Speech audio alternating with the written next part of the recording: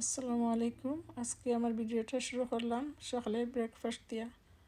আশা করি আপনারা আমার ভিডিওটা দেখবা, সাপোর্ট করবা আর লাইক কমেন্ট এবং সাবস্ক্রাইব করবা।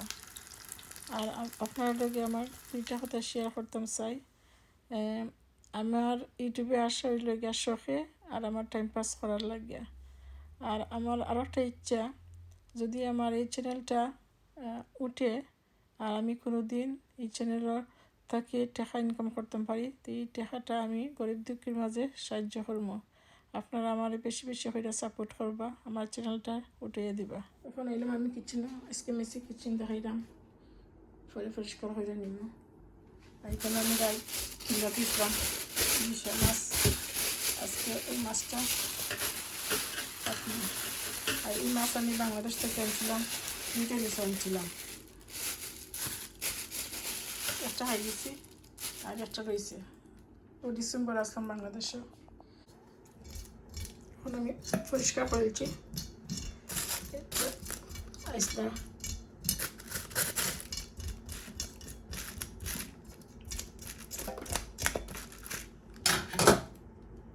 মাছ দাদি হাঁটি লইছি আর কত রক্ত হয়েছে, চাইছিলাম দইতাম না, আস্তা দইয়া খাইতে রাখতাম, এখন দেখা যায় দেওয়া লাগবে।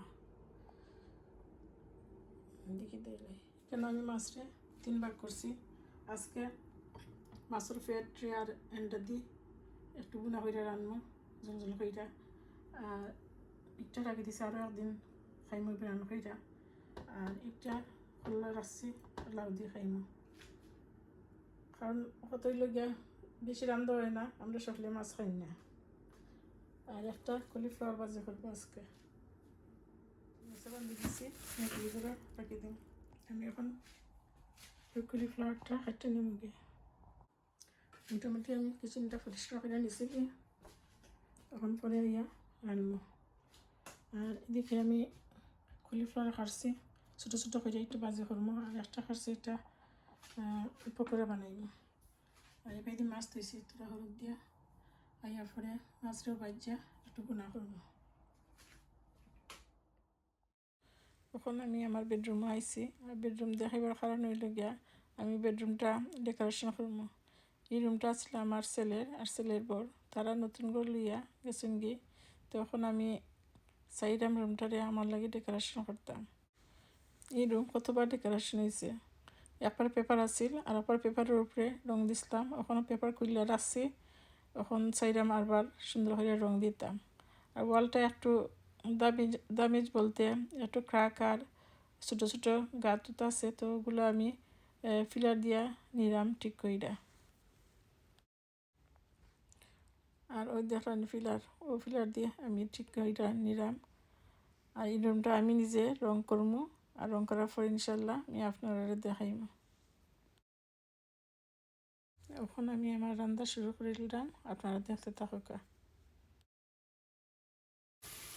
আর কাঁচামরিচ একটা দিয়েছি আর 5 ফোড়ন মশলা দিয়েছি। আর এবার আমি ইলিশা মাছের ঝোল যে বানাইতাম, ঝোলটা হয়ে যায়, তখন আমি ডিমটা ডিমটা দিলাম।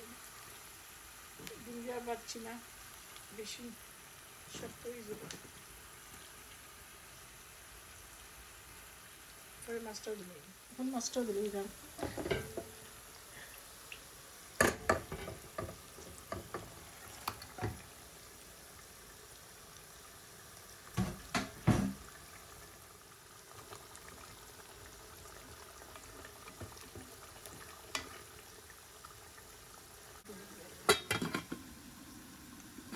মাঝে মাঝে আমি ধনিয়া গুঁড়া, জিরা গুঁড়া, হলদি গুঁড়া দিছি আর কাঁচামরিচ, আর কিছু দিতাম না, আর লবণ স্বাদ মতো দিয়েছি।